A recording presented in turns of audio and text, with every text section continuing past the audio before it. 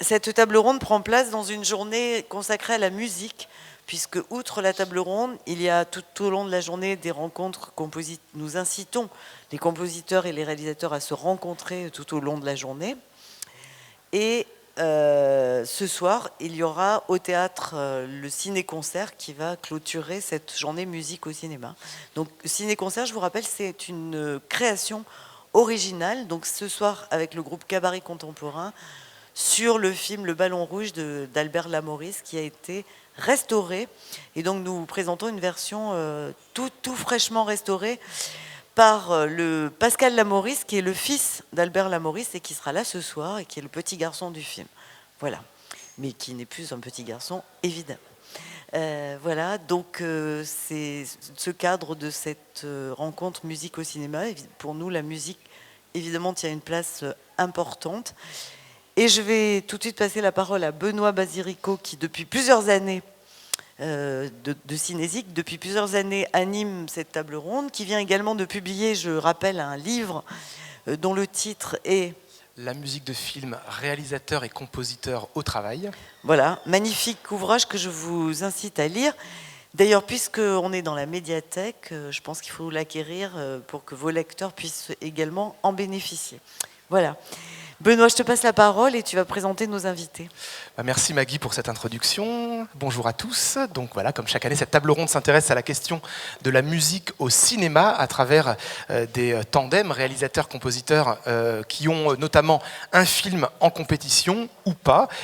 Tout d'abord, à ma gauche, il y a Jonas Atlan, le compositeur, et Marine Atlan, la réalisatrice d'un moyen métrage actuellement en compétition au festival, Daniel fait face.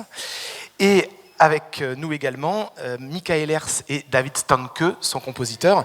Michael Hers qui a commencé son parcours avec 3 moyens-métrages successifs qui, pour la plupart, ont été d'ailleurs présentés au festival et qui sont reprojetés cette année lors d'une séance spéciale. Et donc, c'est l'occasion aussi de revenir sur votre collaboration sur vos 2 premiers longs-métrages, Memory Lane et Ce sentiment de l'été. Donc, comme ça, on pourra aussi aborder le passage du moyen au long. Et puis à la fin de cette rencontre viendra nous rejoindre Éric Debègue, qui est éditeur, superviseur, producteur musical. Il nous racontera un peu toutes ses multiples casquettes.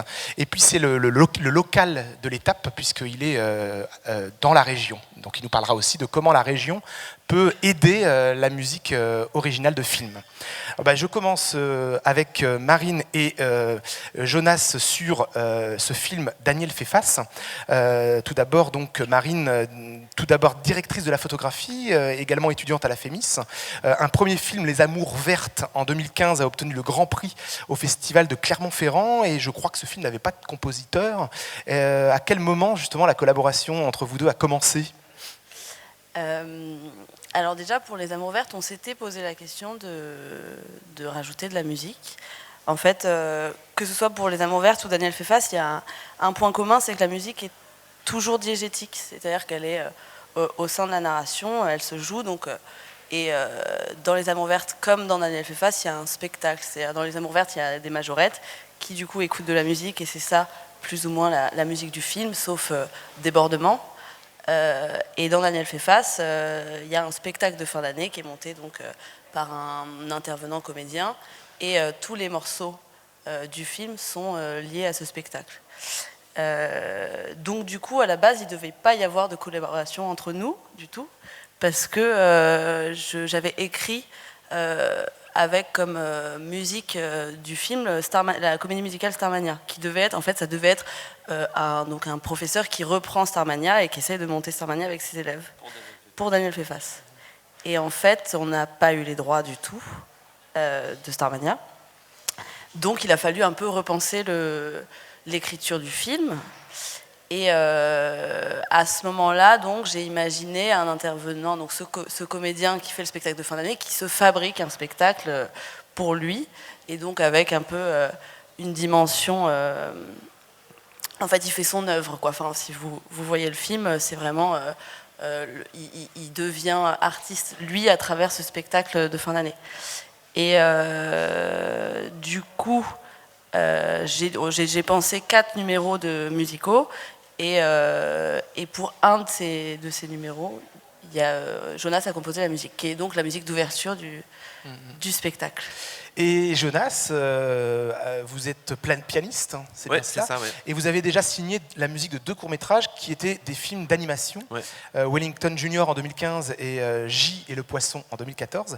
Donc j'imagine que de ces films d'animation-là, ce travail de musique de film n'a rien à voir avec le fait de faire une musique de spectacle dans un moyen-métrage comme Daniel fait face. Est-ce que c'est le même travail pour vous ou alors c'est vraiment 2 choses différentes? C'est très différent parce que pour les musiques de films d'animation, ça arrive après le tournage. Donc je travaille sur des images. Là, on a travaillé directement sur le scénario et il fallait que la musique soit prête pour le tournage. Et puis c'est des films sur lesquels j'avais travaillé il y a quelques années maintenant. Et c'était des films qui avaient été faits à la Fémis. Et d'ailleurs, c'est là je m'étais retrouvé en cours avec Marine, parce que moi j'étais étudiant au Conservatoire de Paris à ce moment-là, en composition de musique de film. Et il y a eu un partenariat à ce moment-là avec la Fémis. Et du coup, on s'était retrouvés à cet endroit-là. Et du coup, c'est à ce moment-là où j'avais fait des rencontres et j'avais participé du coup à des films d'animation. Le travail, oui, est très différent parce que là, il fallait que j'écrive uniquement pour piano. Donc ça, c'était la première chose.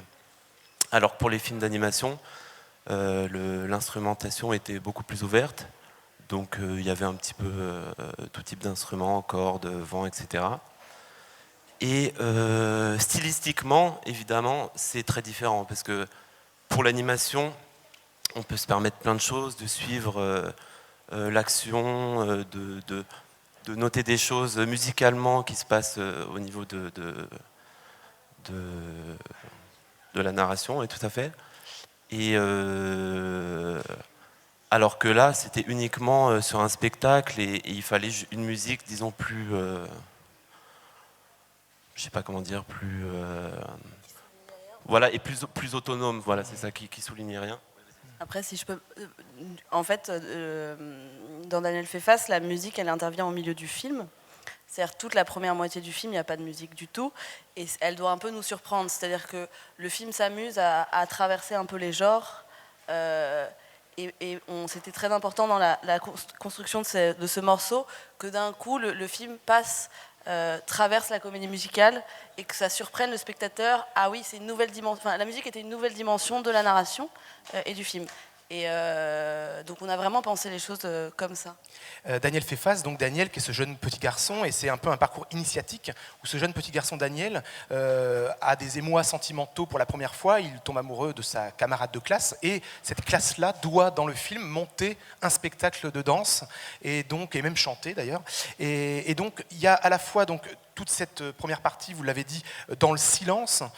Et j'ai l'impression qu'il y a vraiment un travail à la fois sonore et ensuite musical qui sont comme un travail subjectif c'est son espace mental. Est-ce que c'est comme ça que ça a été créé? Oui, en tout cas, sur toute la première partie, donc il traverse des espaces vides et on a vraiment pensé le son comme une sorte de forme de son angoisse. Donc il y a une forme de tempête, en tout cas il y a de la neige qui tombe et on avait vraiment travaillé l'espace sonore de toute cette première moitié pour faire monter une angoisse un peu abstraite.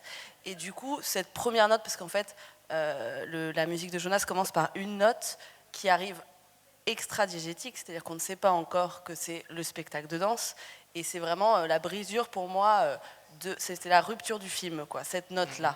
Et effectivement après, toute la première partie du film, c'est donc une angoisse tirée et menée, et ensuite c'est un éclatement. C'est-à-dire que, bon, je ne sais pas si je vous raconte l'histoire ou pas, mais non, ouais, vous irez le voir.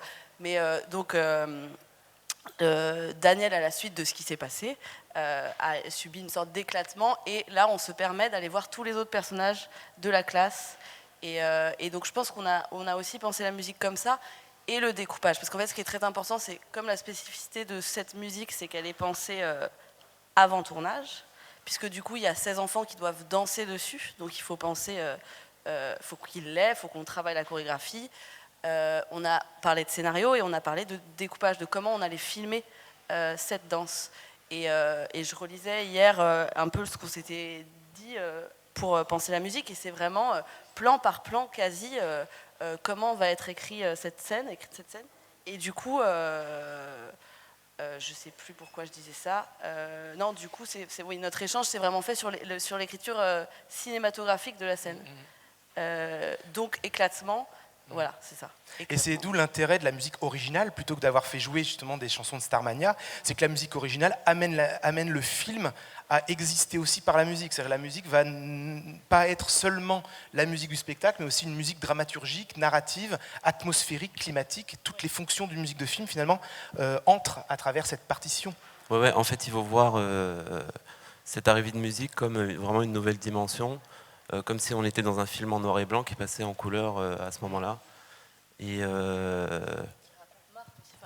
Et du coup, effectivement, comme c'est de la musique composée pour le film, on peut vraiment penser des thèmes en fonction des personnages. C'est-à-dire que là, en tout cas, cette musique, elle est composée un peu en 3 temps. Et il y a vraiment un premier temps qui raconte le personnage de Marthe, qui est donc la jeune fille, et ensuite le personnage de Daniel, puis le groupe. En fait, c'est vraiment... Enfin, on a essayé d'imaginer comment raconter les sentiments des personnages avec cette musique. On va revenir avec vous, mais on va aussi peut-être introduire également Michael Hers et David Stanke avec un lien entre vous, puisque finalement, la première fois que vous avez travaillé ensemble, c'était également lié à une musique intradiégétique.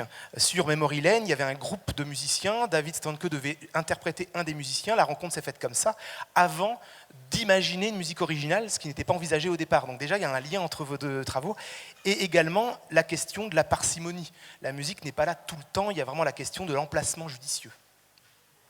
Oui, effectivement. Alors, moi, j'ai rencontré David parce qu'il se trouve que j'écoutais beaucoup l'un de ses morceaux au moment où j'écrivais. Voilà. Donc, ça s'est fait comme ça, je crois, dans mon souvenir. En tout cas, ça a beaucoup baigné, voilà, ça a beaucoup inspiré l'écriture. David Stanke, juste parenthèse, donc il y avait un groupe Tahiti Boy, voilà. Et donc du coup vous écoutiez ces musiques. J'écoutais les musiques et notamment un morceau qu'on retrouve dans le film, qui est joué par le groupe en l'occurrence. Donc voilà, je ne sais pas dans quelle mesure vous avez vu les films ou pas, c'est peut-être un peu abstrait, mais voilà, en l'occurrence c'est ça. Ouais. Donc il y a toute une partie dans le film qui est une partie qui est jouée par un groupe de musique. Groupe que David a chapeauté parce que David était musicien, mais dans ce groupe-là, en l'occurrence, ce sont des acteurs. Voilà, donc il a un petit peu chapeauté tout le groupe pour leur apprendre à jouer. Enfin. Et puis ensuite, il a composé la musique originale du film, qui est une musique plutôt assez minimaliste, on va dire, au piano avec quelques cordes. Voilà. Sur Memory Lane, il n'y a que du piano. Il n'y a que du piano. Ouais. Avant d'aborder vraiment votre collaboration, peut-être revenir sur les 3 moyens-métrages. Quelle a été, avant la rencontre avec David, quelles ont été vos autres collaborations qui ont précédé le premier long-métrage ? En musique de film, sur les moyens-métrages, du coup. Donc là, le premier film s'appelle Charel, et c'était une musique plutôt très orchestrée. C'était un compositeur russe qui s'appelle Alexei Egui. Voilà. Le deuxième moyen-métrage s'appelle Primrose Hill, et là, c'était beaucoup de morceaux existants, en fait, de morceaux de pop musique. Donc il y avait un morceau qui avait été écrit pour le générique, mais voilà, c'était plutôt de la pop musique, on va dire. Et le troisième moyen-métrage qui s'appelle Montparnasse, c'était un compositeur qui s'appelle Jérémy Régnier, qui joue avec Timothée Régnier, qui est le chanteur du groupe Rover, peut-être vous connaissez. Et là, c'était une musique plus synthétique, assez minimaliste aussi. Donc c'est vraiment des genres très différents pour les 3 moyens-métrages, et très différents ensuite de ce que David a fait pour le long. Et David, donc sorti de ses albums, du travail sur la scène, je crois que Memory Lane est donc votre première musique de cinéma. Comment s'est fait la transition vers une musique finalement de commande, quelque part, entre des albums personnels et une musique au service d'un film ? En fait, pour être tout à fait exact, on m'avait commandé une musique de film, un réalisateur qui voulait que j'écrive de la musique pour son film avant qu'il tourne le film, parce qu'il voulait tourner dans le rythme, etc. Et le film s'est pas fait pour des problèmes complètement indépendants même de sa volonté. Du coup, j'avais déjà travaillé sur une commande, quand bien même elle n'existe pas, enfin c'est un peu bizarre. Non, mais après, Michael est venu, il m'a flatté, il a dit qu'il avait écrit son film en écoutant ma musique, j'ai dit oui, quoi. Non, plus sérieusement, j'avais fantasmé déjà sur le fait d'écrire de la musique pour le cinéma. On a une amie en commun qui travaillait sur le casting de ces films, qui était en classe, une amie d'enfance en fait à moi par hasard, qui nous a connectés. ça s'est bien passé. Moi, j'ai pas de problème avec l'idée de... Enfin, comme j'ai cet équilibre, j'ai mes projets à moi, et c'est moi le responsable, et c'est moi le chef, et c'est moi qui en décide l'esthétisme, etc. Et du coup, être subordonné à un cahier des charges, ou à quelqu'un qui arrive avec un projet en plus, Memory Lane était fini de monter, il me semble, quand j'ai travaillé dessus, non? Je pense c'était au bout du montage. Mais en fait, ça me va très très bien de répondre aux demandes de quelqu'un dont je sais que j'aime l'esthétique. On a parlé beaucoup musique avant de se mettre à travailler, etc. Moi, j'ai pas de problème avec ça. Ça me convient tout à fait, en fait. Et d'où vient l'inspiration? Du coup, c'est vraiment pour vous deux, hein, c'est vraiment le travail, la discussion avec le réalisateur, l'écriture du scénario, la lecture du scénario, ou alors vraiment il faut l'image? En ce qui concerne Michael, c'est très clairement le montage, le rythme. Les films de Michael sont montés de manière différente des autres films sur lesquels j'ai pu travailler. Et du coup, c'est très inspirant. Je n'ai pas travaillé... par exemple, pour Memory Lane et même pour Le Sentiment de l'été, pour certains passages, j'ai travaillé à l'image, pas en improvisant, mais une fois le thème décidé ensemble, je le rejouais à l'image. Quand bien même il revient 3-4 fois, à chaque fois je le rejouais selon le tempo en fait, du film. Et je trouve que le tempo dans les films de Michael est le personnage principal en ce qui concerne l'inspiration de la musique. Et quel est le regard donc des réalisateurs sur l'émotion? Parfois, il y a une peur que la musique en dise trop, il y ait du pathos. Et donc, du coup, la question de l'emplacement est très importante. Est-ce que la musique doit être présente là où l'émotion est la plus forte? C'est toute la question également de la parcimonie, Michael. Oui, la question de l'emplacement, de la tessiture de la musique aussi, après la question de l'emplacement. Chez moi, elle vient plutôt dans les moments de liaison, on va dire dans les moments creux, donc pas forcément pour appuyer ou surligner justement une émotion qui est déjà à l'image ou par le récit, par les acteurs. Donc elle a plus un rôle de... David en parle bien, de rythme en fait. C'est, essayer de créer une musicalité au-delà de la musique même, quoi. Mais elle participe de la bulle dans laquelle j'aime bien que les gens puissent se lever en regardant mes films, on va dire. Donc c'est plus atmosphérique, un rôle peut-être plus atmosphérique que véritablement enfoncer effectivement ou surligner une émotion. Et puis après, il y a la question effectivement de l'orchestration. Voilà, et ça, c'est une question moi, que je résous au montage. J'ai beaucoup de mal à anticiper ces choses-là avant. C'est-à-dire qu'il y a quelque chose de très organique. Quand on plaque une musique sur des images, il y a une musique qui peut vous sembler juste et une musique qui tout à coup ne va pas s'intégrer du tout. Et c'est très difficile, je trouve, moi, je n'ai pas la capacité de l'anticiper et j'ai vraiment besoin de le voir sur les images, quoi. Voilà. Donc ça, c'est la question de l'orchestration et trouver la justesse de ça, la justesse de minimalisme, au contraire de lyrisme, et voir comment ça s'organise avec les images. Puis dans votre travail, c'est pas la question d'illustrer scène par scène pour les enjeux de telle ou telle scène. Il y a vraiment une vision globale. La musique est un peu le parfum du film. Et ça se dessine dans une trajectoire qui prend son temps. Un thème qui va revenir. Et c'est qu'au bout d'une demi-heure qu'on va saisir finalement quel est ce parfum. Oui, ce que j'aime bien dans le travail que j'ai pu faire avec Michael, c'est effectivement, on ne sait pas tout de suite que le premier thème va être forcément le thème du film. Puis au bout d'une demi-heure, 40 minutes, en fait, il y a ces 3 notes qui restent un petit peu en tête.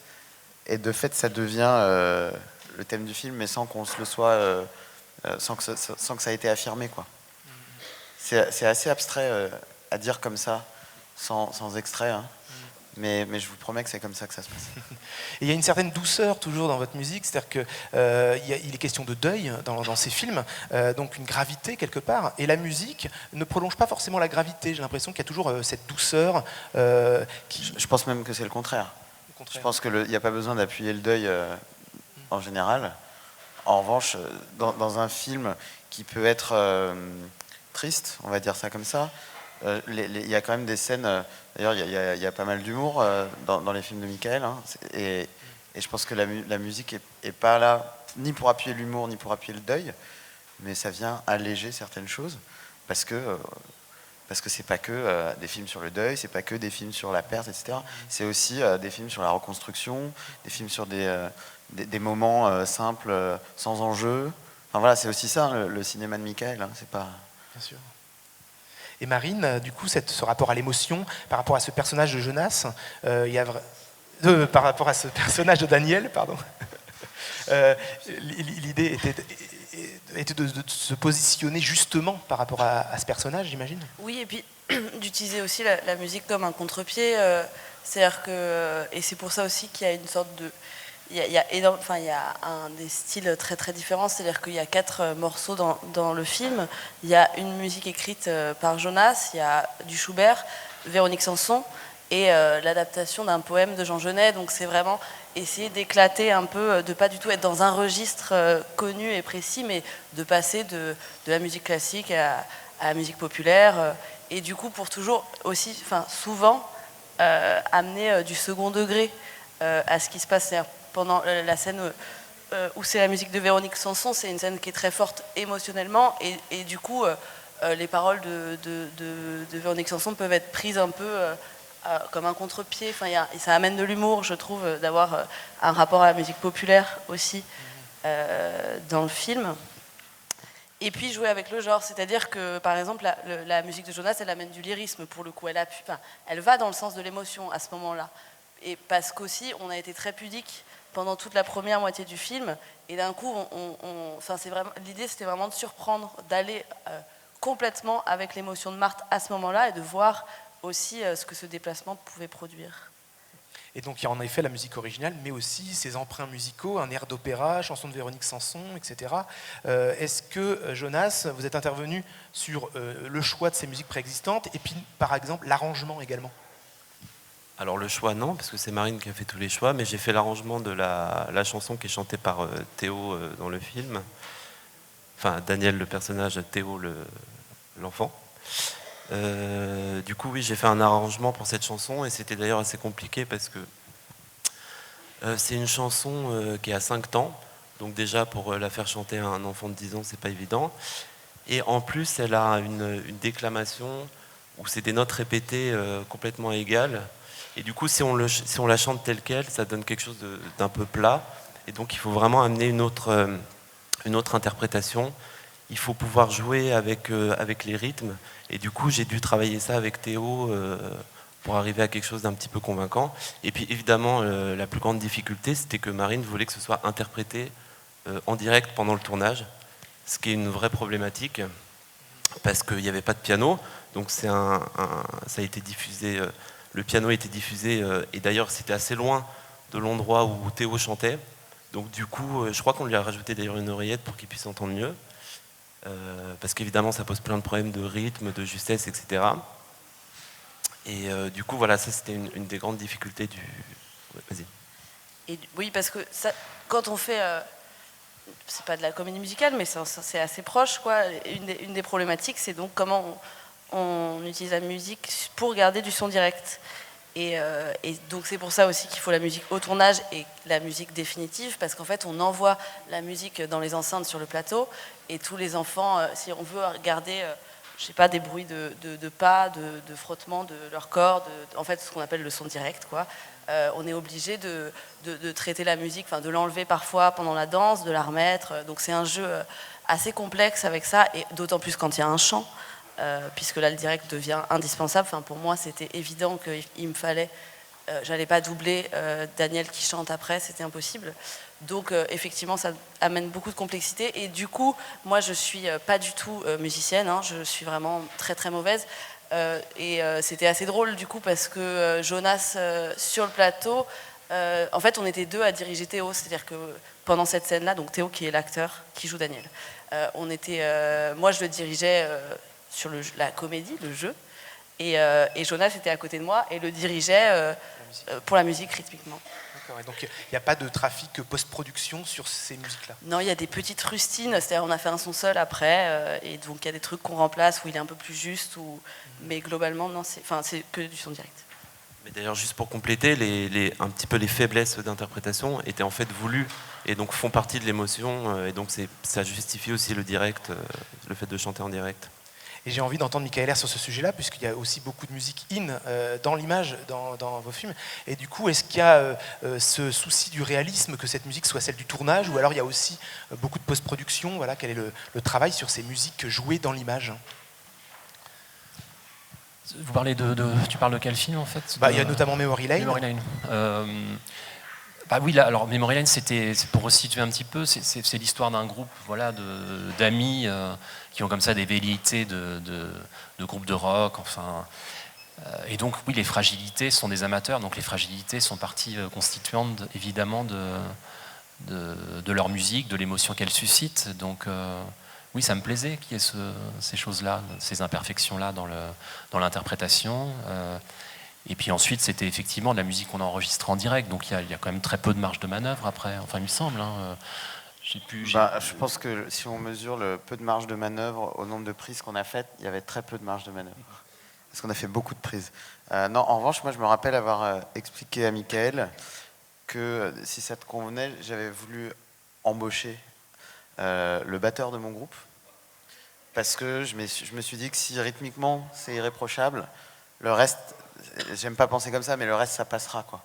Et du coup c'est pour ça que c'est Jean Thévenin. En plus il ressemble à Antoine Doinel, donc ça tombait bien. Mais blague mise à part, je trouvais ça assez important d'avoir malgré tout avec moi, donc qui était au clavier, une ou deux personnes un peu solides.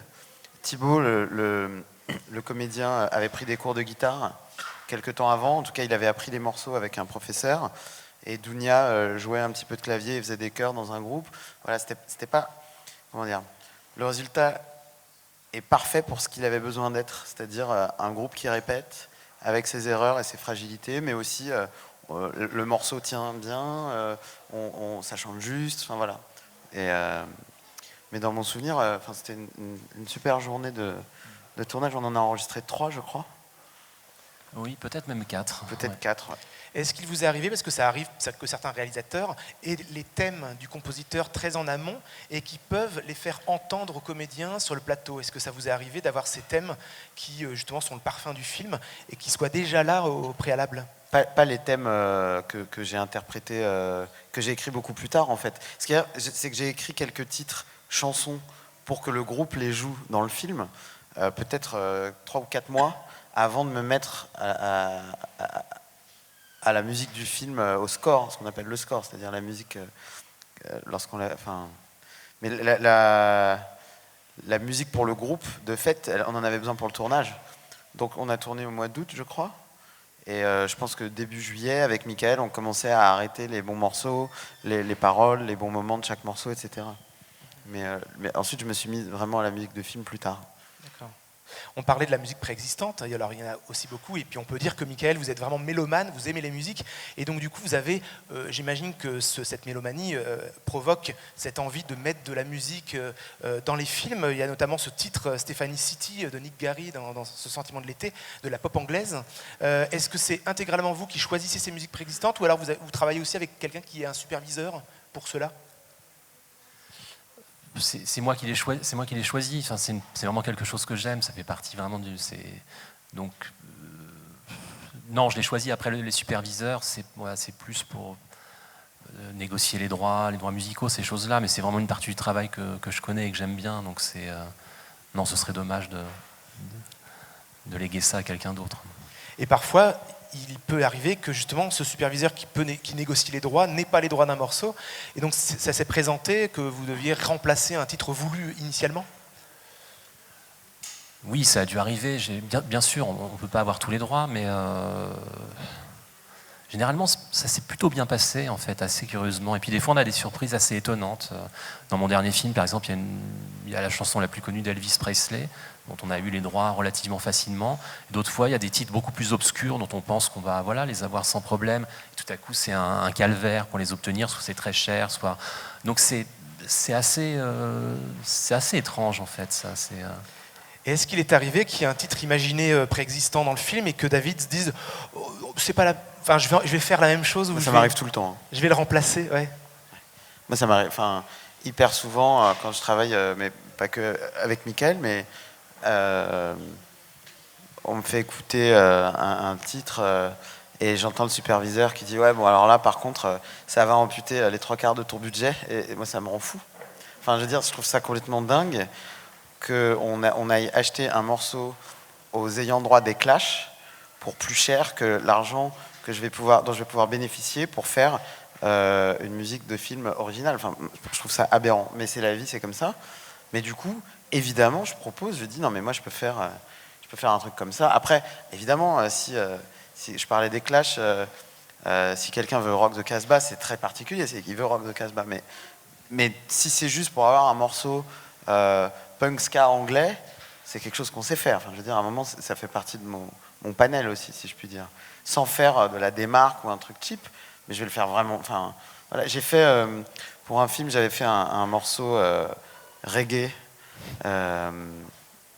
Qui sonnait vraiment, et j'avais travaillé avec un groupe de reggae, c'était mixé par un ingé son jamaïcain formidable, mais en fait j'étais même hyper fier de voir à quel point ce morceau sonnait comme un vieux morceau des Scatolites ou d'un vieux groupe, enfin c'était incroyable. Mais moi-même, c'est-à-dire que j'ai écrit le morceau, mais une fois mon travail passé, ça se façonne très facilement. Et donc voilà, donc moi quand j'entends quelqu'un qui veut acheter un morceau obscur, à moins qu'il ait une valeur sentimentale, ce que je comprends à fond, mais si c'est juste pour le principe, moi mon rôle c'est aussi de dire en fait on peut faire un truc chouette, fun, qui va coller, et puis en plus tu auras un input dessus, je peux proposer au réal ou à la réalisatrice de participer à l'écriture, au moins aux paroles. Donc voilà, moi c'est quelque chose qui me dérange beaucoup, d'aller payer des dizaines de milliers d'euros pour un morceau que je peux faire, quoi. Et c'est pas du tout pour me faire mousser, hein. C'est juste que ça fait partie de mon travail, quoi.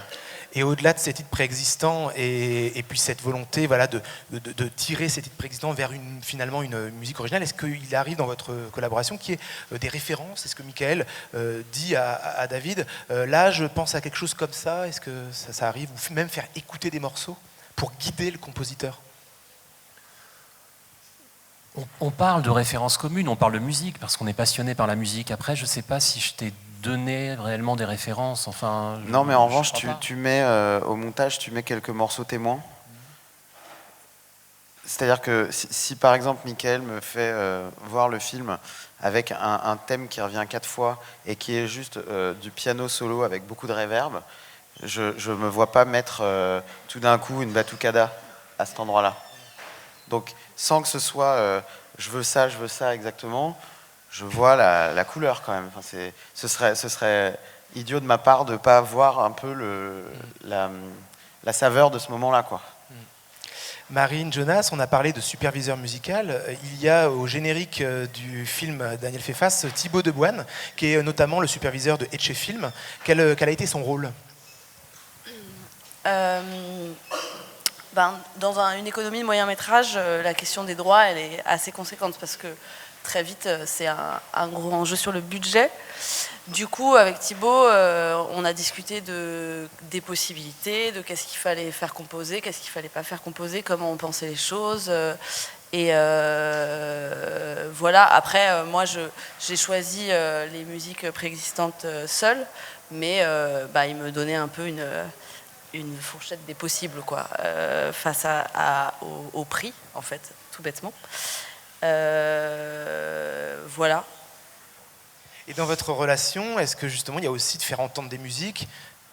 Un peu, enfin, pas tant que ça, en fait, mais au tout départ, on avait quand même pas mal parlé de Michel Legrand, parce que, justement, sur la dimension de comédie musicale, et en fait, ça s'est énormément transformé. Jonas, il avait, enfin, lié à une autre musique, mais il avait improvisé un thème, et c'est en fait à partir de cette improvisation qu'on a travaillé. On s'est fait écouter plusieurs choses de la musique classique, on s'est fait écouter du Liszt, mais bon, après, c'est vraiment pour trouver un langage commun plus que pour diriger vraiment quelque chose. L'échange avec la danse. Et l'échange avec la danse. Du coup, Jonas composait quelque chose, moi j'allais en répétition avec les enfants et le chorégraphe, il y avait un chorégraphe sur le film. On essayait de trouver la chorégraphie en fonction de ça. Et en fait, ça a été des allers-retours constants entre chorégraphe, musique, pour trouver le morceau. Mais pas énormément on ne s'est pas fait écouter beaucoup de musique. Et on a beaucoup plus regardé de séquences de films. Ça, on a regardé des séquences de Dancer in the Dark. Enfin, c'est vraiment le découpage mais sûrement parce que c'est mon langage en fait. C'est-à-dire que comme c'est là-dedans que moi, je suis tellement incapable de parler de musique, donc on trouve un peu des moyens de trouver. Enfin voilà, Jonas est musicien, moi je suis réalisatrice et du coup on trouve l'endroit du langage commun, quoi. Alors, pour être tout à fait complet, donc, alors Michael Herz et David Stanke, vous avez fait donc 2 longs métrages ensemble. Le dernier long métrage de Michael Herz, c'est Amanda avec Anton Stanko, qui est un compositeur new-yorkais. Et concernant David Stanke, Memory Lane, qui était votre première collaboration, est un peu la rampe de lancement de David Stanke dans la musique de film, puisqu'ensuite, vous avez écrit la musique pour Éric Judor, La Tour 2, Contrôle Infernal. Pour Christophe Honoré, vous avez travaillé avec Alex Bopin sur Les Malheurs de Sophie. Et Quentin Dupieux, il y a eu Wrong et Au Poste, sorti l'année dernière. Et Memory Lane était aussi la rampe de lancement de David Stanke, acteur, puisqu'on peut le retrouver aussi acteur dans Problemos, et notamment aussi dans Le Dain de Quentin Dupieux. Donc peut-être juste un petit aparté, David Stanke, sur cette collaboration avec Quentin Dupieux, qui est à la fois musical et acteur. Parce qu'on dit parfois qu'un compositeur fait la musique d'un cinéaste. Et j'ai l'impression qu'à l'écoute, la musique pour Quentin Dupieux n'est pas du tout la même que celle pour Michael Herz. Bah non, mais c'est tant mieux, en fait. C'est quand même la preuve que... Enfin, ça m'ennuie. J'adore travailler sur les films de Michael, mais enfin, si on m'avait appelé toute ma vie pour faire que des pianos solos à l'image, ça m'aurait un petit peu ennuyé quand même. Pas dans le sens où je m'ennuie quand je le fais, mais j'aime l'idée, ce que je présente moi, on parlait tout à l'heure du fait que j'ai des projets, des groupes à part de la musique de film, c'est assez loin de tout ça. Je pense que ce que Michael a aimé dans mon travail, c'était la mélodie, etc. Et donc c'est quelque chose qui peut ressortir dans des pianos solos.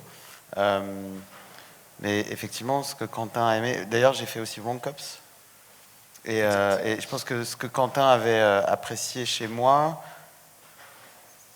Je sais pas particulièrement, mais c'est probablement pas les mêmes aspects de mon travail que Michael. En tout cas, s'il y a un point commun entre toutes vos collaborations, que ce soit tout le monde me fait Honoré, jouer dans leurs films. non, pas forcément. Ouais, il y a ça. Mais Christophe Honoré et Quentin Dupieux, comme Michael Herz, sont des grands amoureux de la musique. Bah oui, c'est pour ça que je suis hyper flatté de travailler avec eux et d'avoir leur confiance. Après, juste penser à votre film pour Les Malheurs de Sophie. Du coup, on a travaillé avec des enfants et c'était un vrai cauchemar. Donc je suis vraiment hyper avec vous. On avait fait chanter le générique de fin par Sophie et c'était vraiment horrible. Voilà, mais ça c'était complètement gratuit. Oui, non, mais je suis hyper touché. Après, je sais pas quoi dire. C'est encore une fois, après Christophe, il voit le... Donc effectivement, il y a Alex Bopin qui a écrit quelques thèmes et j'en ai fait beaucoup. Et puis j'ai produit tout le truc. Et moi, sur Les Malheurs de Sophie, par exemple, j'ai travaillé 7 mois. Je veux dire, Christophe Honoré, dans ses films, il met plus d'1 heure de musique. C'est clairement pas le même travail que Michael, qui va choisir des moments de transition. Ou enfin, en fait, sur le papier, c'est le même métier, mais en vrai, c'est pas du tout le même métier. Je pense que les films, quand on a fait Le Sentiment de l'été, je pense que j'ai travaillé 2 mois et demi dessus. Et c'est rien à côté. Ouais, 7 mois avec Christophe Honoré, c'est quand même... on se lève Christophe Honoré, on se couche Christophe Honoré. C'était génial, mais en fait, c'est pas le même travail. Travailler avec Dupieux ou Judor, par exemple, Éric Judor, qui est vraiment enfin, c'est génial de travailler avec lui, mais moi, il m'a dit, la première fois que j'ai travaillé avec lui, il m'a dit, moi, la musique, j'aime bien en écouter chez moi quand je prends ma douche, mais c'est pas du tout mon truc. Donc, tu m'envoies ce que tu fais, et puis si c'est cool, c'est tant mieux, et puis si c'est pas cool, je te le dis. Mais en fait, ça peut avoir l'air un peu je m'en foutiste, mais pourquoi pas? Et puis c'était super. En plus, faut savoir que la Tour Montparnasse, c'est Jean-Claude Vanier qui a fait la musique. Et donc moi, j'étais un peu, mon ego était un peu gonflé à l'idée de faire la suite. Et puis parce que d'autant plus que Éric Judor me disait, inspire-toi un petit peu de l'instrumentation, pas des thèmes, mais de l'instrumentation du premier pour que ça garde une cohérence. Donc pour moi, l'exercice de style, il était parfait. Jamais j'aurais osé faire ça dans la vraie vie. Et puis là, on me disait, tiens, écoute Jean-Claude Vanier, puis si tu veux faire un truc un peu comme ça, c'est chouette. Bon, oui, je me suis éclaté, quoi, évidemment. Et peu importe le film, est-ce que c'est une comédie, un drame, enfin, peu importe. Moi, ce qui compte, c'est ce qu'on me demande et ce qui me fait plaisir aussi. Par contre, il y a un truc que je dois dire, et c'est pas du tout un message. En fait, c'est rigolo parce que donc, je travaille énormément avec plein de monde, je produis des disques, je fais mes propres albums, etc. Mais jamais on est venu me chercher en disant « j'aimerais que tu fasses ce que tu sais faire ». Alors à la fois c'est cool, parce que du coup ça me met dans des retranchements, ça me sort de ma zone de confort et c'est très appréciable, mais je serais très curieux de voir ma musique telle que je sais la faire sur un film. Voilà, donc s'il y a un réalisateur... C'est quand même un message, ouais. S'il y a Michael Hers dans la salle... Voilà. On va prolonger ce qui vient d'être dit avec Éric Debègue, qui peut nous retrouver sur la scène, qui pourra éventuellement rebondir sur des questions que l'on a évoquées, notamment de supervision musicale, de budget, etc. Alors Éric Debègue est un acteur incontournable de la musique de film dans la région, notamment à La Rochelle et à Rochefort. On peut citer son grand prix de l'édition musicale décerné par la SACEM en 2017. Alors il y a 3 branches dans votre activité. Il y a la branche d'éditeur à travers Crystal Publishing. Il y a le rôle de label, sortir des BO avec Crystal Records. Et également la branche Crystal Production, c'est-à-dire production musicale, notamment à travers ce studio de post-production, ce nouveau studio Alhambra à Rochefort. Et ça fait une petite transition également avec David Standke, parce que je crois que Au Poste de Quentin Dupieux fait partie de tes projets récents. On vient de démarrer cette collaboration, en effet, on en parlait tout à l'heure, parce qu'en fait c'est la première fois qu'on se voit, donc c'est bien de venir à Brive pour se rencontrer réellement. Alors oui, toutes ces activités, en même temps, tout ça a du sens, et j'écoutais attentivement tout ce que vous disiez, parce que évidemment ça fait écho et ça fait sens pour moi, et il n'y a pas un projet qui se ressemble finalement, même si dans chaque projet il y a un réalisateur, et il y a un compositeur, et il y a de la musique. Mais il y a évidemment des troncs communs, mais pour autant, on ne compose pas de la même manière. Un réalisateur et un auteur, enfin un compositeur en l'occurrence, ne travaillent pas de la même manière. Et il l'a très bien dit tout à l'heure, il n'a pas les mêmes relations avec tel ou tel réalisateur, et c'est pas du tout la même façon de travailler.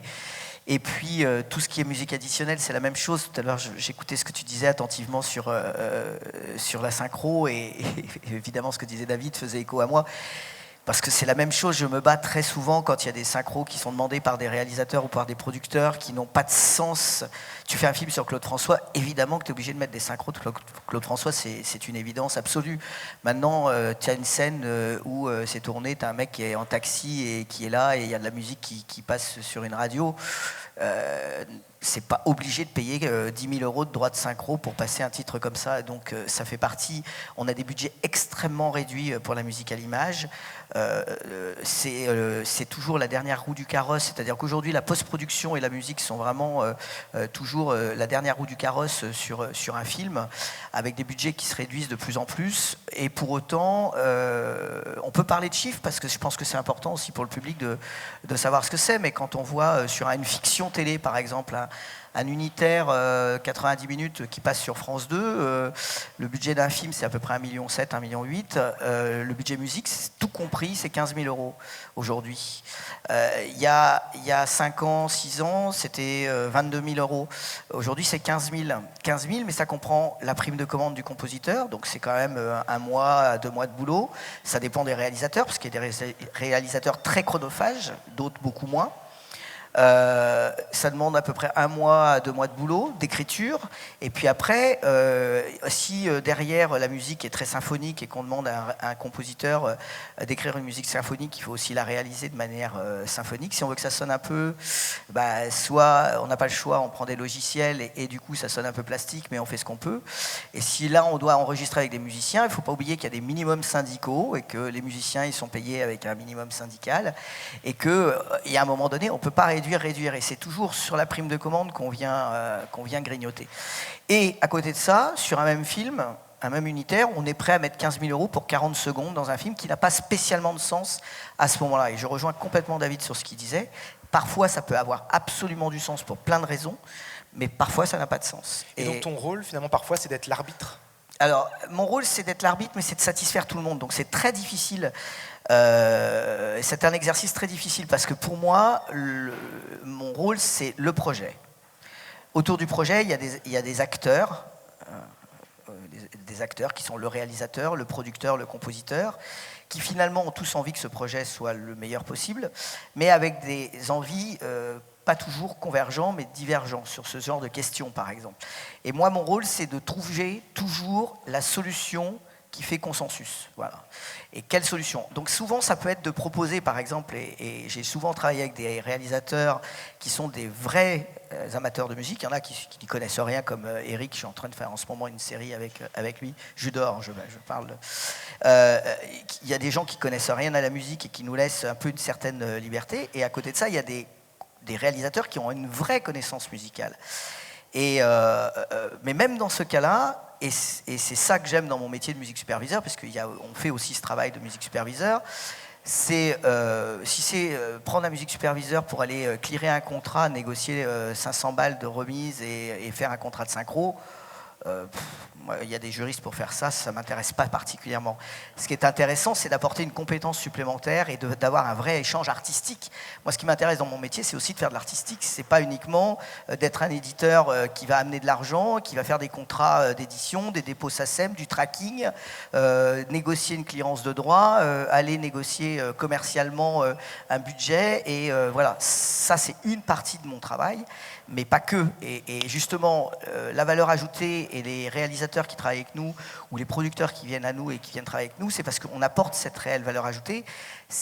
On nous dit souvent qu'on est des faiseurs de miracles, ce qui n'est pas tout à fait faux, parce qu'on arrive toujours à trouver la solution, mais aussi parce qu'on a une confiance avec le réal, quand on va travailler avec des réals comme toi qui ont cette connaissance musicale, où on va être capable, si un titre n'est pas possible parce qu'il dépasse le budget, ou parce que il y a un ayant droit, il y a un conflit sur un ayant droit, donc de toute façon le titre n'est pas clearable pour X raisons, on va être force de proposition pour arriver à amener, mais tiens, si tu écoutes ça, mais est-ce que tu connais ce petit label anglais là qui est dans le nord de l'Angleterre? Écoute ce qu'il fait, va découvrir ci, va découvrir ça, et d'aller chercher des labels indépendants, des artistes indépendants dans d'autres secteurs où on peut avoir un titre qui soit peut-être même encore mieux pour 10 fois moins cher. Ça, c'est ce qu'on fait tous les jours. Par exemple. Et est-ce que tu peux, à travers toutes tes activités, retracer finalement le cheminement de tous les processus de la fabrication de musique? Parce que finalement, tu es présent à toutes les étapes. L'étape de production en amont, l'étape de fabrication avec l'enregistrement en studio à Alhambra, et puis même après, quand il faut sortir un CD. Alors, nous maintenant, on travaille... ça fait 20 ans qu'on fait ce métier. Qu'on a fait évoluer, c'est pareil, on travaille et on a travaillé depuis le début comme des artisans, mais des artisans au sens noble du terme, c'est-à-dire que depuis le début, on façonne notre métier en fonction des problématiques que rencontrent nos partenaires, qui sont le réalisateur, le compositeur, le producteur. Et donc, on a développé au sein de notre structure des activités pour répondre à leurs problématiques. Et c'est comme ça qu'on s'est construit, c'est comme ça que notre métier a évolué. À la base, on était éditeur de musique, donc on accompagnait des compositeurs de musique. Mais au fil des années, les producteurs ont commencé à nous demander des choses, les réalisateurs ont commencé à nous demander des choses, et on a commencé à comprendre les problématiques des uns et les problématiques des autres, et comment avec notre compétence, et comment on pouvait forger ces compétences-là pour pouvoir répondre à toutes ces problématiques-là. Et en fait, au fil des années, on a développé donc toutes ces activités, et maintenant, on travaille très en amont, même au moment du scénario. C'est-à-dire qu'on arrive sur des films, les réalisateurs, alors c'est souvent plutôt les producteurs qui nous appellent en disant voilà, je suis à la V1, donc on est même au tout début du scénario, alors que ce soit en télé ou en cinéma, et on nous envoie le scénario, et là déjà, on échange. Alors, c'est qui ton réal? Ok, alors parce que sur une fiction, ce qu'on peut dire aussi au public, c'est que sur la fiction, ce qui est le moins vrai en cinéma, en tout cas sur la fiction, notamment dans les séries, les réalisateurs c'est pas le réalisateur qui vient forcément avec un projet, c'est un producteur qui a un projet qui va aller chercher un réalisateur. Donc la chaîne démarre pas forcément de la même manière. Alors qu'en cinéma, on a plutôt, ou en court-métrage ou en moyen-métrage, on a plutôt des réalisateurs qui écrivent et qui vont aller chercher des producteurs, donc on part dans l'autre sens un petit peu. Mais là, le producteur nous appelle, nous fait lire déjà le premier scénario, donc soit il sait déjà quel réalisateur c'est, donc si c'est ce réalisateur, nous on sait quel compositeur c'est, parce que souvent il y a des binômes, et inversement, il y a des réalisateurs qui aiment bien changer d'un film à l'autre pour plein de raisons. Mais quand on sait que c'est tel réalisateur et qu'il y a tel binôme, on peut parler d'anciens binômes. Tu parlais de Michel Legrand tout à l'heure, mais on peut parler de Francis Lay avec Lelouch. Oui, pardon, c'est toi. Il y a des binômes historiques. Donc quand on part là-dessus, on dit, bon, on sait que c'est tel compositeur. Est-ce que là, il va y avoir de la synchro? Si oui, pourquoi? C'est quoi ton budget du film? Non, par rapport à ce que tu veux et par rapport à ce compositeur-là et par rapport à ce que veut le réalisateur, ton budget, il n'est pas réalisable, il n'est pas réaliste. Et on va travailler tout ça. Donc on peut aller chercher une subvention là. Donc on va même jusqu'à réfléchir sur des montages financiers pour aller augmenter le budget du compositeur et le budget de la musique. Donc on va chercher des financements, on va apporter des financements. Donc ça, c'est le travail de production en amont, quoi. Voilà, ça c'est tout le travail qu'on fait en amont. Et puis après, alors des fois c'est psychiatrique, hein, parce qu'on se retrouve à défendre les intérêts d'un compositeur, mais en même temps défendre l'intérêt d'un réalisateur et défendre l'intérêt d'un producteur, qui pour autant, ils ne sont pas toujours d'accord sur tout ça. Et dans cette étape de production en amont, est-ce que tu participes au choix des compositeurs parfois? Alors ça arrive. En cinéma, c'est plus rare. Là, alors c'est pas vrai, puisque le dernier film qu'on est en train de faire, le réalisateur, c'est un réalisateur espagnol dont je viens de manger le nom à l'instant. On a beaucoup échangé ensemble. Il avait un film qui tournait à Ibiza. Il avait besoin d'un compositeur. Il n'avait pas d'idée particulière sur le compositeur. Il savait par contre ce qu'il voulait en musique. Donc j'ai besoin de parler vraiment. Et puis à un moment donné, ça fait tilt. Vraiment, mais ça fait vraiment tilt. C'est-à-dire que je lui dis, je sais qu'il te faut. Et là, je fais le lien et généralement, ça fonctionne. Donc après, on fait quand même un essai. Mais il y a deux choses qui doivent passer. C'est la musique, évidemment, mais après le rapport humain. C'est-à-dire que dans mon choix, je ne parle pas que de musique, je parle aussi de ce qu'ils aiment, la relation humaine, parce que tout ça c'est quand même très important. À un moment donné, ils vont devoir travailler ensemble, ils vont devoir se comprendre, parce que les mots des réalisateurs et les mots des compositeurs ne sont pas les mêmes. Je fais le traducteur souvent aussi. Quand c'est des gens qui ne se connaissent pas, ça m'arrive très souvent de faire vraiment le traducteur. Qu'est-ce qu'il dit quand il me dit ça? J'ai fait exactement le morceau qu'il m'a demandé, c'est exactement les mêmes notes, à 2 notes près, et il dit que ça ne va pas. Qu'est-ce qui fait qu'il ne va pas? Et en fait, c'est parce qu'ils comprennent. Voilà, il y a un problème de langage aussi. Donc il y a un côté facilitateur, hein, évidemment, quand c'est une question de mettre de l'argent pour faciliter le montage d'une musique. Et il y a le côté intermédiaire. Et parfois, dans les métiers d'intermédiaire, certains compositeurs le voient avec du recul en disant « ça complique la relation ». Comment toi, tu vois cet aspect-là? Ça, je pense que c'est une question d'individu après. Là, ça complique. Moi, des fois, j'ai des intermédiaires sur des films, je me demande ce qu'ils foutent là, parce que pour le coup, ils compliquent. Donc non, il ne faut pas prendre un intermédiaire pour compliquer, il faut que les choses soient justement fluides. Donc ça après c'est des questions de personnes, c'est des questions d'individus. Moi ça m'est arrivé de dire, moi avec cette personne-là je ne veux pas travailler, ça m'est arrivé. Je ne citerai pas de nom, mais ça m'est arrivé d'un producteur qui m'appelle, qui me dit je veux que tu fasses ce film avec moi. Il m'a dit quel était le compositeur, j'adore le compositeur, j'ai dit mais son agent c'est pas possible, donc moi je ne travaillerai pas avec cet agent, je suis désolé, j'ai trop de travail, j'ai pas le temps.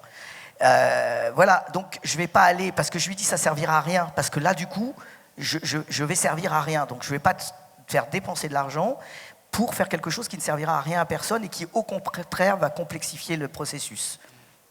Ouais, non, je voulais juste dire un truc, je profite que tu sois là, parce que je me questionne quand même. Il faut quand même savoir que dans l'aspect business de tout ça, alors je déteste dire ça, mais il faut quand même tomber cette espèce de tabou atroce. Depuis quelques années, les boîtes de production de cinéma ont décidé de devenir coéditeurs des musiques de films.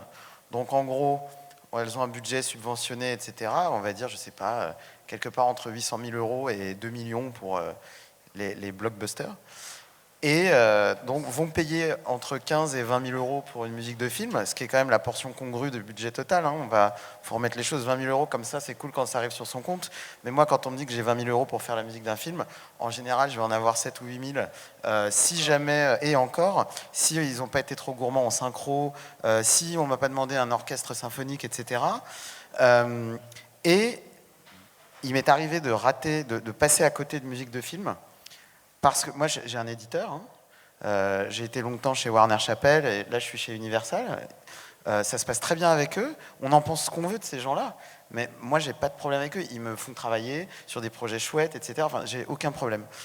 En l'occurrence, il y a quand même très régulièrement, je pense, un film sur 3 où ça coince parce que la production du film Donc il y a un réalisateur qui dit je voudrais travailler avec David Stank, voilà son CV, voilà ce qu'il a fait, on se connaît un petit peu, j'aime bien son travail, ça m'intéresserait de travailler avec lui.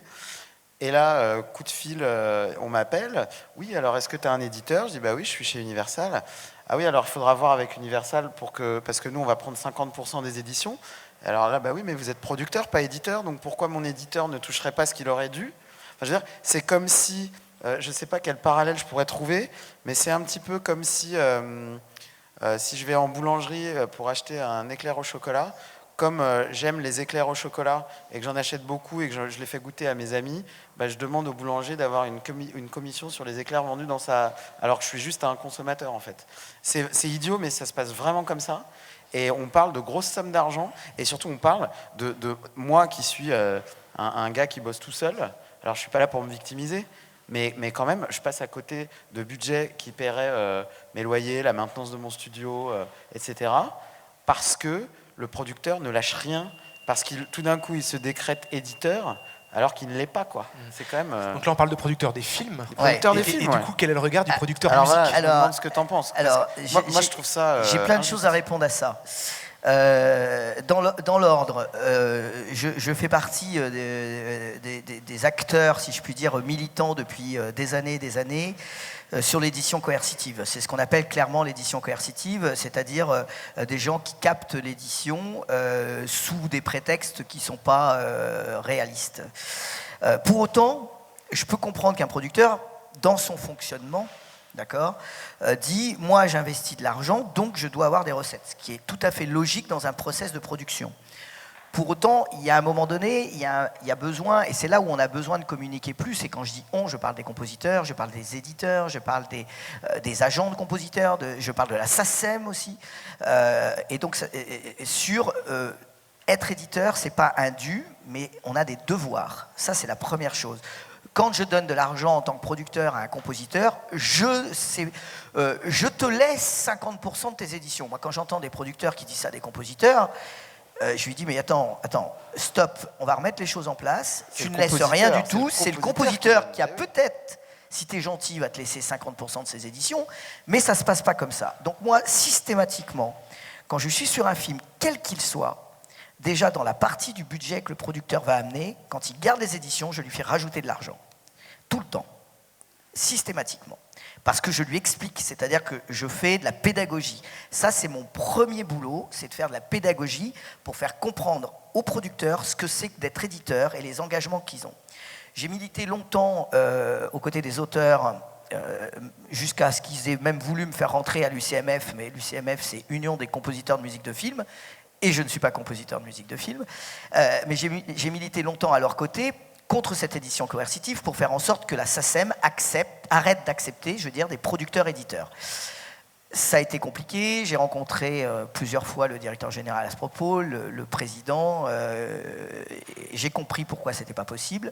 Donc je suis parti du principe qu'à partir du moment où on ne pouvait pas faire changer cette règle qui est maintenant inscrite dans le marbre, il fallait faire autrement. Donc je me suis spécialisé, j'ai recruté une personne pour ça, et je me suis spécialisé dans la gestion éditoriale des producteurs-éditeurs. Et donc de l'intérieur, je fais de la pédagogie, et je vais gérer des sociétés d'édition, de producteurs, et là, à l'intérieur de ces sociétés-là, je vais pouvoir défendre les intérêts des compositeurs. Ça, c'est la première réponse à ta question. Après, dans ce que tu dis, il y a un autre problème qui est important à savoir, c'est que dans le mot éditeur, on met beaucoup de choses. Mais éditeur, ça veut dire quoi? C'est un éditeur, c'est celui qui détient une partie des œuvres et qui fait la promotion de l'œuvre. Donc ça date de 150 ans en arrière. Et en fait, en réalité, pour moi, il y a 5 catégories d'éditeurs qui existent aujourd'hui sur le territoire. 5 catégories différentes qui ne font pas le même métier. Et quand on est auteur, et ça c'est extrêmement important, quand on signe avec un éditeur, il ne faut pas se tromper de quelle carrière je veux faire et du coup quel choix d'éditeur je fais. Tu parles d'Universal. Moi, j'ai rien contre Universal, je travaille régulièrement avec eux, je connais à peu près toutes les personnes qui travaillent chez Universal. Pour autant, si demain, je veux avoir une carrière de musique à l'image, et alors toi, ta difficulté, elle est double, c'est que tu as une carrière d'artiste, donc d'artiste de scène qui fait des albums, et tu as une carrière de musique à l'image. Mais mon bonheur est double aussi. Oui, mais c'est super. Mais ce que je veux dire, du coup, dans la négociation de ton contrat avec une société comme Universal, il faut impérativement extraire dans ton pacte de préférence tout ce qui concerne l'image. Sinon, systématiquement, tu vas être embêté parce que c'est des gens comme Sony, comme Warner, comme Universal, c'est des majors, c'est des gens qui travaillent des artistes en développement, qui sont des auteurs en développement, mais ils ne savent pas travailler l'image. Alors pour le coup, j'ai eu aucun problème, ça fait un peu plus d'1 an que je suis avec eux, et ça se passe très bien. Et à chaque fois que j'ai eu affaire à un producteur qui voulait une part d'édition, il se trouve que Universal savait que j'avais une carrière de musique de film bien antérieure. Ils ont changé depuis. C'est vrai que depuis qu'Éric Michaud n'est plus là, c'est beaucoup plus facile. Ça se passe hyper bien et je leur fais un mail et bon pour accord et il n'y a pas de problème. Tu auras plus de problèmes quand tu vas faire sur de la fiction. Quand tu feras pour le cinéma, c'est beaucoup moins problématique. Mais ce qu'il faut faire attention, surtout dans ce genre de choses, c'est vraiment, en tout cas, soit c'est le prévoir au contrat, d'avoir au moins une liberté sur la musique à l'image. Parce que ce qui est important, juste, je pense que c'est vraiment un gros sujet. Ça fait un peu, c'est pas très glamour, mais c'est important quand même que ça soit dit, je pense. Hein. Faire de la musique de film, c'est pas juste diriger un orchestre avec des photos en noir et blanc et ensuite se voir au César. Hein. C'est quand même, il y a une partie qui est un petit peu plus artisanale et qui fait partie du dark side of the business, quoi. Non, ce que je voulais dire, c'est que, évidemment, j'ai oublié. On en parlera au déjeuner, alors. Ouais. Non, c'est ça. La différence entre un éditeur qui va venir me signer pour mon travail, que ce soit de musique à l'image ou mon travail de compositeur en général ou de producteur, cet éditeur ou cette éditrice va faire travailler mon répertoire. Dans des moments où moi je suis off, par exemple, je dis une bêtise, si pendant 2 mois je me concentre sur une tournée, parce que je pars en tournée, évidemment je vais moins composer, etc. Mon éditeur, s'il voit passer un brief pour un film, pour même une publicité, je sais pas, ou pour n'importe quel... pour un jingle, pour France Info, enfin je ne sais pas, cet éditeur qui m'a signé, donc qui a investi sur moi, va proposer des morceaux où il va m'appeler en disant est-ce que tu peux faire là en 48 heures une démo pour tel ou tel objet et je vais dire oui et je vais le faire si j'ai le temps et si j'en ai l'envie. Un producteur de cinéma qui détient 25% des droits sur la musique que je fais pour son film, il va juste laisser le truc fructifier tout seul. Il va pas pousser le répertoire, il va rien faire. Et donc moi c'est ça qui me choque. C'est-à-dire qu'un producteur qui devient éditeur d'une partie de la musique d'un film pour lequel j'ai travaillé, qui me dit je veux une part d'édition, par contre tu vas voir, on va faire plein de trucs, cette musique on y croit à fond, peut-être qu'on peut la proposer, je sais pas, puisque tu bosses au poste, peut-être que Eric peut me dire, tu sais Quentin il veut faire une version court-métrage en plusieurs épisodes pour le web au poste, du coup ta musique ce serait bien qu'on la rebosse et que ça devienne justement une conversation presque artistique. Mais j'ai aucun problème avec l'idée qu'un producteur prenne une partie d'édition et une partie des royautés sur la diffusion, quoi. Donc voilà, c'est important de signaler, quand tu parlais des 5 types d'éditeurs, moi l'éditeur qui a investi de l'argent sur moi et du temps sur moi, et c'est pour ça que j'ai rien contre Universal, c'est qu'il me propose beaucoup de travail et ça se passe bien, mais un producteur-éditeur qui va juste regarder les chiffres passés, je vois pas l'intérêt de lui donner 25% de mon travail, quoi. Le temps est malheureusement limité, la rencontre va devoir bientôt se terminer, mais il y aura une possibilité de poser des questions dans un instant. Mais avant, j'aimerais entendre Eric sur 3 choses. On va parler de la région Nouvelle-Aquitaine, ce qu'elle propose au niveau musique. On va parler du studio d'Alhambra. Mais avant cela, on est au festival du moyen-métrage de Brive. Est-ce qu'Eric, tu as déjà travaillé sur le moyen-métrage? Est-ce que ce format est spécifique dans ton travail? Alors oui et non. J'ai travaillé depuis peu sur du moyen-métrage, depuis qu'on a agrandi les studios de l'Alhambra. Donc ça a un lien avec ta première question, qui sont les studios de l'Alhambra. Donc je vais répondre d'abord à cette question du coup. Donc les studios de l'Alhambra, c'est un ancien cinéma qui était fermé pendant 40 ans, qui est un lieu mythique puisque sa dernière vie, ça a été la projection des Rushs des Demoiselles de Rochefort. Ça a été vraiment sa dernière vie à ce cinéma-là et il est resté fermé 40 ans et c'est un lieu qui devait être détruit pour en faire des parkings et on s'est battu pour sauver ce lieu qui a une vraie âme. Voilà. Et quand on est arrivé là, donc on a des gros volumes et forcément au niveau de l'acoustique ça sonne super. Et parallèlement à ça, on a travaillé avec de nombreux compositeurs sur lesquels ça a été difficile pour nous de voir les petits budgets qu'ils avaient et qu'il ne faut pas oublier qu'un compositeur, sa carte de visite, c'est la musique qui circule de lui. Donc quand on ne lui donne pas les moyens de travailler correctement et d'enregistrer correctement, on le met en danger en plus. Et du coup, moi j'ai voulu me battre contre ça et en fait en 2005, c'était très compliqué d'enregistrer des orchestres en France, ça coûte très cher, la convention collective des musiciens classiques, etc. etc. Donc sur des fictions, les musiciens n'avaient pas les moyens d'enregistrer des vraies cordes, ou il fallait qu'ils partent à Sofia ou je ne sais où. Et du coup, parallèlement à ça, il y a plein de musiciens qui crèvent de faim, donc on a créé un collectif avec une centaine de musiciens hyper talentueux de la région Nouvelle-Aquitaine. Et on a créé en 2005 le propre orchestre de l'Alhambra, de ces studios-là, pour que les compositeurs puissent avoir un vrai outil de travail, donc un vrai studio avec des vrais musiciens pour pouvoir enregistrer une vraie musique, si je puis dire, à la hauteur de leurs compétences et à la hauteur de la composition qu'ils avaient faite. Et donc du coup, qui rentrait dans ce budget-là de 16 000, 17 000 euros. Voilà. Donc ça, on a réussi, tout en leur laissant une prime de commande quand même. Donc on a réussi à faire ce challenge-là. Et puis à côté de ça, donc c'est un studio qui vit beaucoup aussi, qui enregistre beaucoup de musiciens de jazz qui viennent du monde entier et autres.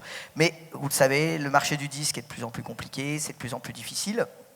Et donc les musiciens, au lieu de venir un mois, ils viennent 3 jours, voilà. Il a fallu qu'on se réinvente. Et il y a 4 ans, on a poussé la réflexion, qu'est-ce qu'on fait? Est-ce qu'on ferme? Est-ce qu'on crée des systèmes de résidence internationale d'artistes pour faire de l'enregistrement? Ou est-ce qu'on fait de la post-prod? Et donc là, on s'est rendu compte que la région Nouvelle-Aquitaine, et ça va répondre en même temps à ta deuxième question, avait une vraie politique de filière sur l'audiovisuel en général. C'est la deuxième région de France après Paris, enfin après l'Île-de-France, pardon, avec un budget de 11 millions d'euros pour l'audiovisuel par an, ce qui est énorme. Mais paradoxalement, ils appellent politique de filière. Et quand on creuse un peu, on se rend compte que dans la politique de filière, il manque une grosse partie de la filière, qui est toute la partie de la post-production. Ça n'existe pas, il n'y a rien. En région Nouvelle-Aquitaine, il n'y a pas d'outils réellement définis. La musique... Voilà, on ne sait pas que ça existe. Et donc, on a commencé à creuser cette question-là. Et donc, on a agrandi notre outil et on a créé des vrais studios de post-production qui vont du traitement des rushs jusqu'à la remise des PAD, en plus des studios d'enregistrement, où du coup, on peut répondre à une politique globale et enregistrer. Et donc, depuis qu'on a ouvert ces studios-là, donc il a fallu quelques mois de travaux, quelques années, on a accès et on travaille beaucoup avec le court-métrage parce que bizarrement, c'est des productions en court-métrage qui viennent chez nous. Et du coup, s'il y a des producteurs ou compositeurs ou réalisateurs de la région, il faut être résident de la région ou alors des Parisiens peuvent venir? Non, alors là, ce qu'on est en train de faire aujourd'hui, c'est de faire prendre conscience que dans la politique de filière, ces fameuses 11 millions d'euros, c'est qu'il y a des subventions qui sont données et qu'elles sont fléchées, ces subventions-là. Et donc, il y a des critères pour répondre à ces subventions.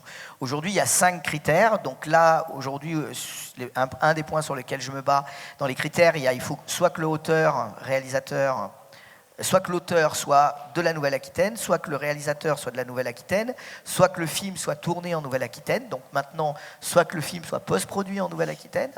Et là, ce que j'essaye de faire rentrer dans la sélection, c'est que le compositeur peut être aussi de Nouvelle-Aquitaine. C'est-à-dire que c'est un des auteurs du film. Il ne faut pas oublier que le compositeur, juridiquement, est le 3e auteur d'un film. Et ça, on l'oublie trop souvent. Très bien, merci beaucoup. Questions, peut-être éventuellement des réponses, des commentaires sur tout ce qui vient d'être dit, ou partage aussi d'expériences.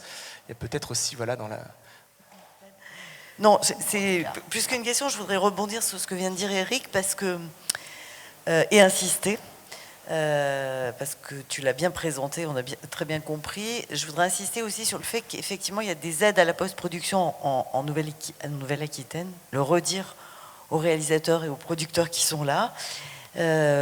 Au-delà de ce que tu viens de dire, parce que ces aides à la post-production sont souvent un peu négligées entre guillemets par rapport aux autres et à mon avis sous-exploitées. Voilà, donc c'est un petit point politique, je me permets parce que voilà. Et l'autre point, c'est qu'effectivement le fait d'avoir les studios que vous avez développés devient un atout absolument précieux dans cette région.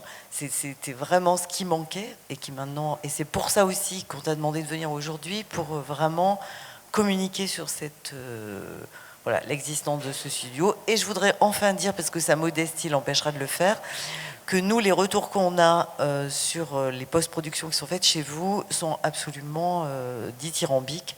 Voilà, donc il faut le dire, parce que si c'était pas bien, on dirait rien, quoi, tu vois. Faut le dire aussi. Voilà, donc je sais pas si vous avez des questions. Moi, je vais rebondir juste sur ce que tu viens de dire, parce qu'il y a un élément important qui nous rend aussi atypiques sur ces studios de post-production. C'est que quand on est arrivé là, c'est pas notre métier de faire de la post-production, d'une part. On avait un lieu, donc on pouvait le transformer en faire un bel outil. Et on s'est surtout intéressé aussi à connaître quelles étaient les compétences en Nouvelle-Aquitaine en matière de post-production.